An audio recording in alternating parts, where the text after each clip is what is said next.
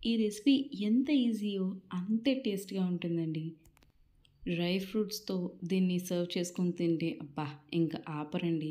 మరి ఎలా చేయాలో చూద్దామా? Let's get into the video. గిన్నెలో హాఫ్ లీటర్ పాలు వేసుకోండి. అది మరిగిన తర్వాత కొబ్బరికాయ ఒక హాఫ్‌ని చిన్న చిన్న ముక్కలుగా కట్ చేసుకొని ఇందులో యాడ్ చేసుకోండి. మనం వేసుకున్న పాలు సగానికి సగం అయ్యేంత వరకు ఈ విధంగా కలుపుకుంటూ ఉండాలి.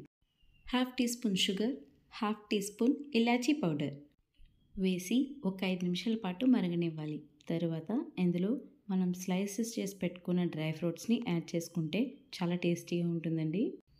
ఇది చల్లబడితే చాలా దగ్గరగా అయిపోతుందండి. కాబట్టి కాస్త వాటరీగా ఉన్నప్పుడు దింపేసుకుంటే మనకి చల్లారే టైంకి చాలా దగ్గర పడుతుంది. టేస్ట్ మాత్రం నెక్స్ట్ లెవెల్‌లో ఉంటుందండి. డ్రై ఫ్రూట్స్‌తో సర్వ్ చేసుకుంటున్నారు కదా! ఇంక టేస్ట్ అయితే మరి చెప్పక్కర్లేదు. మీ ఫ్యామిలీ మొత్తం ఈ రంజాన్‌కి సూపర్‌గా ఎంజాయ్ చేస్తారు. తప్పకుండా ఈ రెసిపీ మాత్రం ట్రై చేయండి. అలాగే కామెంట్ కూడా చేయండి. మీకెలాగొచ్చిందో అని. లైక్ చేయడం మర్చిపోకండి.